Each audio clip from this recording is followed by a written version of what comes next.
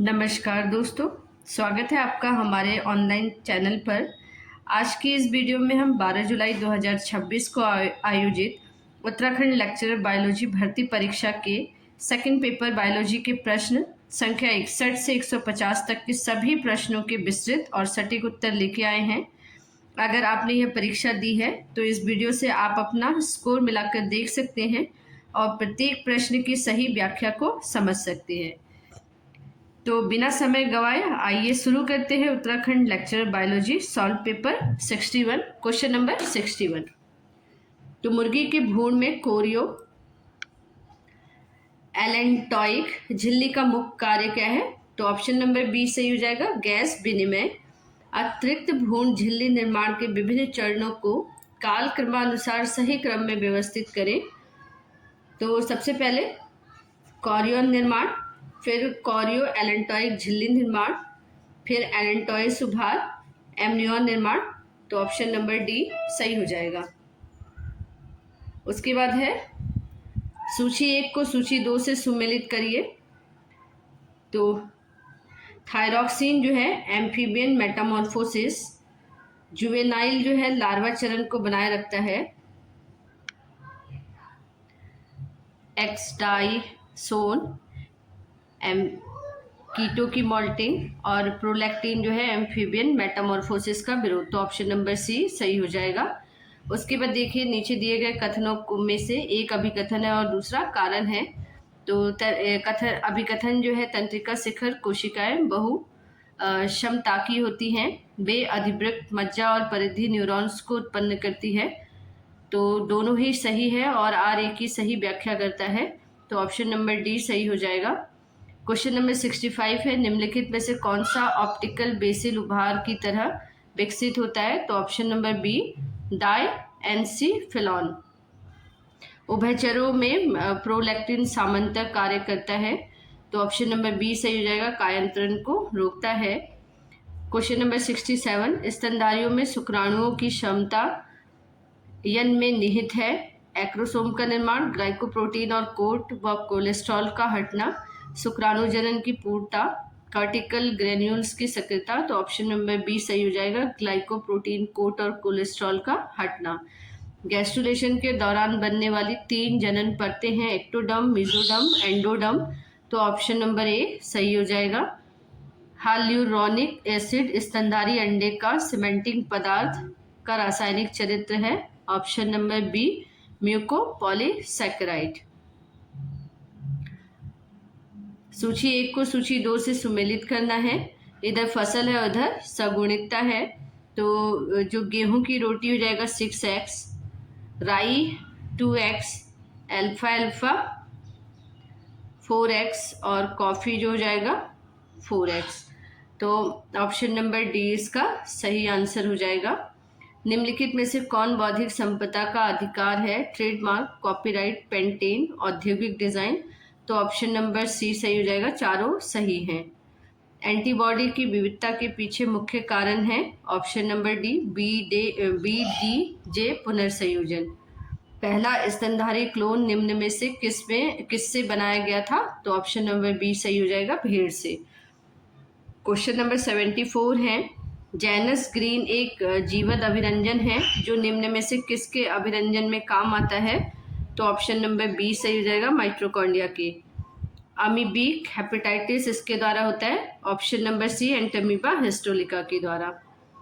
माँ के दुग्ध स्राव के प्रारंभिक दिनों में पीला कोलोस्ट्रम निम्नलिखित में से किस एंटीबॉडी से भरपूर होता है? तो IgA, ऑप्शन नंबर ए सही हो जाएगा। क्वेश्चन नंबर 77 को देखते हैं।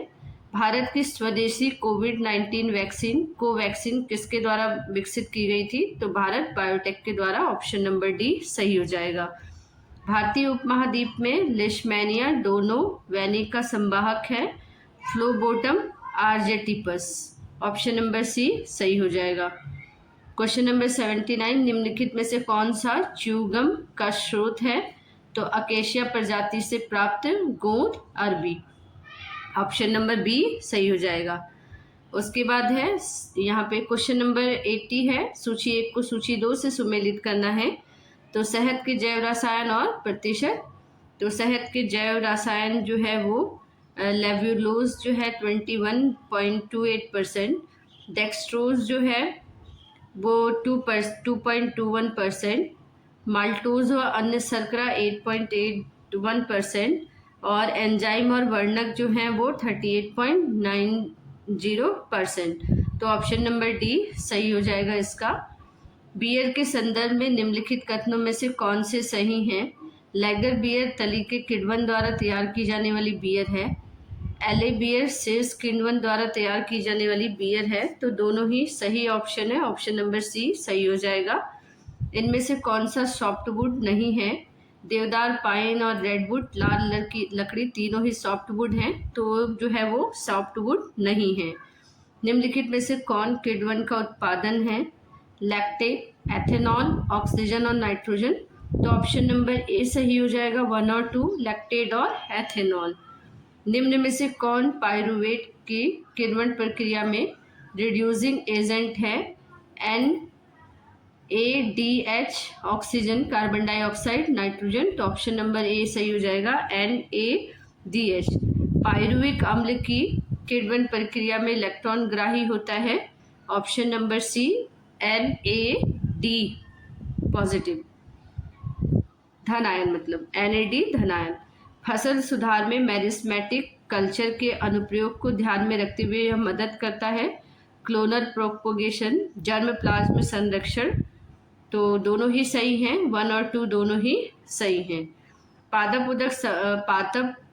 उदक संवर्धन में एक्सप्लांट से विकसित होने वाले शिथिल रूप से व्यवस्थित पतली दीवार पैरेन्काइमा कोशिकाओं के अनाकार द्रव्यमान को कहा जाता है कैलस। ऑप्शन नंबर बी सही हो जाएगा। फिर है क्वेश्चन नंबर 88, सोमाक्लोन के बारे में क्या कथन सही है? तो ऑप्शन नंबर डी जो है वो सही हो जाएगा। पौधे आनुवांशिक रूप से मूल पौधे के समान होते हैं। सेल टोटीपोटेंसी के बारे में निम्नलिखित कथनों पर विचार कीजिए। कोशिका में एक पूर्ण जीव में विभाजित होने की क्षमता होती है। यह कोशिका विभेदन की डिग्री के साथ बढ़ती है। तो ऑप्शन नंबर 1 सही हो जाएगा, पहला वाला। नीचे दिए गए दो कथन दिए गए हैं, जिनमें से एक अभिकथन तथा दूसरे को कारण कहा गया है। तो ए देखते हैं, RAPD मार्कर प्रभावी प्रकृति के होते हैं। आर है RAPD विषम युग्मनजी और सम युग्मनजी प्रभाव व्यक्ति के में विभेदित नहीं कर सकते हैं। तो ऑप्शन नंबर डी सही हो जाएगा। ए और आर दोनों सही हैं और आर ए की सही व्याख्या करता है। एगेरोस जेल इलेक्ट्रोफोरेंसिस में डीएनए खंड निम्न आधार पर अलग होते हैं। ऑप्शन नंबर बी सही हो जाएगा, डीएनए का आणविक आधार। कौन सा अभिकर्मक कीटोस के एल्डोज में हाइड्रॉक्सी परफ्यूलर व्युत्पन्नों के निर्जलीकरण द्वारा विभेदित करता है? सेलिवेनॉफ अभिकर्मक। फेज कंट्रास्ट माइक्रोस्कोपी के संदर्भ में निम्नलिखित कथनों पर विचार कीजिए। यह उत्तकी संवर्धन की आरंजक कोशिकाओं को देखने के लिए प्रयुक्त होती है। यह कोश की संरचनाओं में रिफ्रैक्टिव इंडेक्स के अंतर को प्रदर्शित करती है। तो ऑप्शन नंबर दोनों, 1 और 2 दोनों सही हैं। डीएनए के अनुक्रमण के लिए कौन सी तकनीक प्रयुक्त की जाती है? तो सेंगर कॉल्सन विधि और मैक्सम गिल्टम विधि, 1 और 3। ऑप्शन नंबर सी सही हो जाएगा। निम्नलिखित में से कौन सा जीन बीटी कपास में सफलतापूर्वक प्रत्यारोपित किया गया है? तो क्राइजीन, CRY क्राइजीन जो है बीटी कपास में सफलतापूर्वक प्रत्यारोपित किया गया है। 95 का ऑप्शन नंबर बी। मादा मेढक के अंडाशय का प्रजनन काल के दौरान क्या होता है? तो ऑप्शन नंबर बी सही हो जाएगा, बड़ी होती है। 2 समूहों के मध्य का महत्वपूर्ण अंतर निम्नलिखित में से किस टेस्ट से निर्धारित किया जाता है? तो टी टेस्ट से। एगेरोस जेल इलेक्ट्रोफोरेंसिस का उपयोग मुख्य रूप से निम्नलिखित को अलग करने और पहचानने के लिए किया जाता है: डीएनए और आरएनए को। ग्रीन फ्लोरोसेंट प्रोटीन सर्वप्रथम किस जंतु में संश्लेषित किया गया था? तो जेलीफिश एक्वेरियम विक्टोरिया द्वारा। सुकेंद्र को यूकैरियोट्स में प्राथमिक ट्रांसक्रिप्ट से इंट्रोस को हटाकर एक्सोन को आपस में जोड़ा जाता है। इस प्रक्रिया को स्प्लाइसिंग कहते हैं। निम्नलिखित में से कौन सा डीएनए मार्कर नहीं है? तो ऑप्शन नंबर सी सही हो जाएगा, SCAR। प्रोटीन की अल्फा हेलिक्स संरचना किसके द्वारा प्रस्तावित की गई थी? तो पॉलिंग एवं कोरी के द्वारा। ऑप्शन नंबर सी सही हो जाएगा। ई कोलोई में बाहरी डीएनए को एक्सप्रेस करने के लिए कौन सा प्रमोटर मजबूत माना जाता है? तो T7। ऑप्शन नंबर डी सही हो जाएगा। क्वेश्चन नंबर 104 है, प्रकार आई गलती होती है, निराकरणीय परिकल्पना को गलत तरीके से अस्वीकार कर दिया गया है जबकि यह सत्य है। यही वाला ऑप्शन सही हो जाएगा, ऑप्शन नंबर 1। mRNA ट्रांसक्रिप्ट का पता निम्नलिखित किस परीक्षण विधि द्वारा लगाया जा सकता है? तो ऑप्शन नंबर ए सही हो जाएगा, राइबो न्यूक्लियोस संरक्षण विधि द्वारा। क्वेश्चन नंबर 106, जीन अभिव्यक्ति के पूर्ण परिमाणीकरण के लिए कौन सी विधि प्रयुक्त की जाती है? तो RT-QPCR विधि। ऑप्शन नंबर डी सही हो जाएगा। एक नमूना टी परीक्षण में स्वतंत्र कोटि का है, तो ऑप्शन नंबर ए सही हो जाएगा, N-1। बड़े जीनोमिक खंड -300 kb की क्लोनिंग हेतु उपयुक्त वाहक सेंटर है BAC। निम्नलिखित में से किसका उपयोग परिक्षेपण के माप के रूप में किया जाता है? तो ऑप्शन नंबर सी सही हो जाएगा, माध्यिका के लिए। निम्नलिखित में से कौन सी विधि कोशिका व्यवहार्यता परीक्षण के लिए उपयोगी है? FDA इवॉन्स ब्लू विधि, CTAB विधि। तो ए और बी दोनों। ऑप्शन नंबर डी सही हो जाएगा, FDA विधि और इवॉन्स ब्लू विधि। क्वेश्चन नंबर 111 है, RFLP तकनीक आधारित है, तो ऑप्शन नंबर बी सही हो जाएगा, रेस्ट्रिक्शन एंडोन्यूक्लियोस के काटने पर। एक शोधकर्ता जो प्राकरण की त्रिआयामी संरचना का अध्ययन करने में रुचि रखते हैं उन्हें वरीयता से निम्न का प्रयोग करना चाहिए। Option number A, scanning electron सूक्ष्मदर्शी का। मार्क रिकैप्चर विधियां पौधे की जनसंख्या अध्ययन के लिए असंगत है क्योंकि ये गमन नहीं दिखाते हैं। ऑप्शन नंबर सी सही हो जाएगा।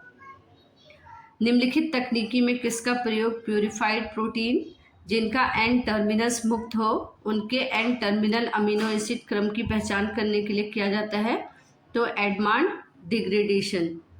एक पादप क्लोनिंग वेक्टर में CAM-B35S promoter MPT selectable marker tDNA border है। वेक्टर को निम्नलिखित में से किस एक में प्रयोग हेतु डिजाइन किया गया है? तो ऑप्शन नंबर सी सही हो जाएगा, agrobacterium mediated transformation system. Question number 116 हो जाएगा, स्तनधारी कोशिका से एक दुर्लभ मैसेंजर RNA ट्रांसक्रिप्ट को अलग करने के लिए सबसे अच्छी रणनीति है? Option number B C, DNA library screening. वांछित बाह्य जीव को जंतु कोशिकाओं में स्थानांतरित करने के लिए उपयोग की जाने वाली मुख्य विधियां क्या है? तो ऑप्शन नंबर सी सही हो जाएगा, ट्रांसफरेज, माइक्रो इंजेक्शन, ट्रांसडक्शन, तीनों ही सही हो जाएंगे। निम्न में से कौन सा स्टेन प्रोटीन जेल की स्टेनिंग के लिए प्रयुक्त होता है? तो कोमासी ब्रिलियंट और blue, Coomassie brilliant blue. Option number C सही हो जाएगा। क्वेश्चन नंबर 119, इनमें से कौन सा हाइब्रिडाइजेशन का तरीका लेबल्ड न्यूक्लिक एसिड प्रोब का इस्तेमाल करता है? सदर्न ब्लॉटिंग और नॉर्दर्न ब्लॉटिंग, दोनों ही सही है। ऑप्शन नंबर डी सही हो जाएगा। निम्न में कौन जैव नियंत्रण एजेंट के रूप में कार्य करता है? Option number B, Trichoderma. Totipotency का अर्थ है कोशिका की संपूर्ण पौधे में विकसित होने की क्षमता। निम्न में से कौन सा तापमान तरल नाइट्रोजन में जर्मप्लाज्म के क्रायो प्रिजर्वेशन में प्रयुक्त होता है? तो -196 डिग्री सेंटीग्रेड। अधिकांश टाइप 2 रेस्ट्रिक्शन एंडोन्यूक्लियस पहचानते हैं पैलिड्रोमिक DNA अनुक्रम को। निम्न में से कौन रेस्ट्रिक्शन एंजाइम DNA को काटते समय ब्लंट एंड का उपयोग करते हैं? SMA-1। निम्न में से कौन एक्सप्लांट भू संवर्धन में प्रयुक्त होते हैं? तो परिपक्व भ्रूण और अपरिपक्व भ्रूण दोनों, ऑप्शन नंबर बी सही हो जाएगा। यहाँ पे कथन दिए हुए हैं, तो कथन है ए और कारण है आर। तो देखते हैं, जीन बैंक जैव विविधता के संरक्षण में सहायता करता है। जीन बैंक केवल आनुवंशिक रूप से परिवर्तित जीवों को ही संग्रहित करता है। तो ए तो सही है, लेकिन कारण आर जो है वो क्या है, गलत है। तो ऑप्शन नंबर सी सही हो जाएगा। ए सही है किंतु आर गलत है। सी डीएनए लाइब्रेरी के निर्माण में शामिल निम्नलिखित चरणों को सही क्रम में व्यवस्थित कीजिए। रिजर्व ट्रांसक्रिप्टेज का उपयोग करके सी डीएनए का संश्लेषण, एमआरएनए का पृथक्करण, सी डीएनए को उपयुक्त क्लोनिंग वेक्टर में प्रविष्ट कराना, रिकॉम्बिनेंट वेक्टर को होस्ट कोशिका में स्थानांतरित करना। तो सबसे पहले 2 वाला, फिर 1 वाला, फिर 3 और लास्ट में 4। तो ऑप्शन नंबर सी सही हो जाएगा। नैनो बायोटेक्नोलॉजी के संबंध में निम्नलिखित कथनों पर विचार कीजिए। तो ऑप्शन नंबर 1 और 2 दोनों सही है। नैनो बायोटेक्नोलॉजी जैव अणुओं की लक्षित डिलीवरी को संभव बनाती है। नैनो कण जैव तंत्र के साथ आणविक स्तर पर अंतःक्रिया करते हैं। दोनों ऑप्शन सही है।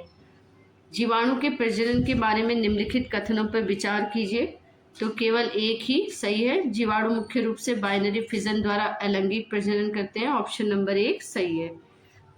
कोडीन दर्द निवारक, डिजॉक्सिन हृदय टोनिक, विनक्रिटिन एंटी ल्यूकेमिन, टेक्सोल दर्द निवारक।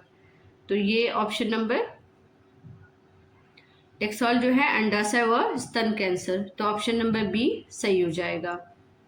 क्वेश्चन नंबर 131, ग्लाइकोलाइसिस प्रक्रिया में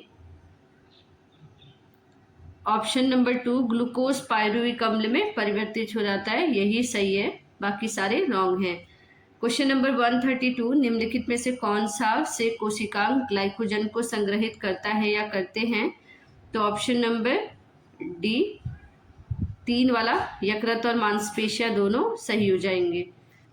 जीन बैंक में उपलब्ध ब्लास्ट टूल के बारे में निम्नलिखित में से कौन सा सही है। 1, 2, 3 तीनों ही सही हो जाएंगे। Option number D. Polymerase chain reaction के बारे में निम्नलिखित कथनों पर विचार कीजिए। तो 1, 2 और 4 सही हो जाएगा। ऑप्शन नंबर बी, और 3 जो है वो रॉन्ग हो जाएगा। जीनोम साइज के आधार पर निम्नलिखित जीवों को आरोही क्रम में व्यवस्थित कीजिए। तो सबसे पहले एच इन्फ्लुएंजा, फिर ई कोलाई, फिर है आपका सी एलिंगेंस और लास्ट में ड्रोसोफिला। तो ऑप्शन नंबर ए सही हो जाएगा। निम्नलिखित कौन सी तकनीक का सही युग्म नहीं है। Western blotting protein, southern blotting DNA, eastern blotting polysaccharide, northern blotting RNA. तो ईस्टर्न ब्लॉटिंग पॉलीसेक्राइड का नहीं होता है।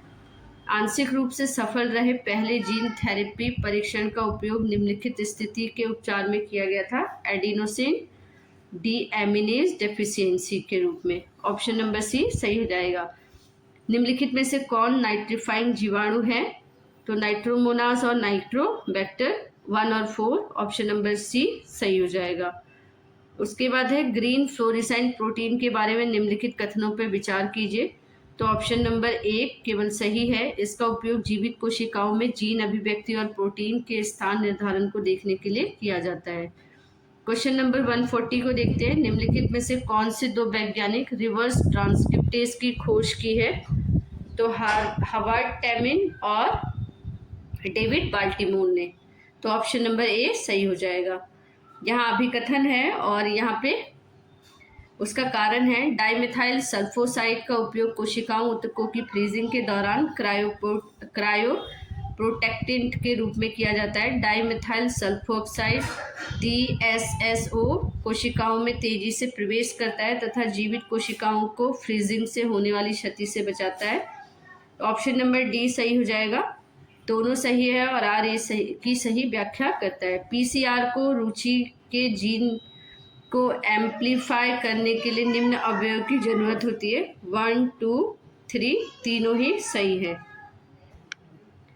बहुत बड़ी जीनोमिक लाइब्रेरी बनाने के लिए कौन सा क्लोनिंग वेक्टर सबसे उपयुक्त है। तो ईस्ट आर्टिफिशियल क्रोमोसोम।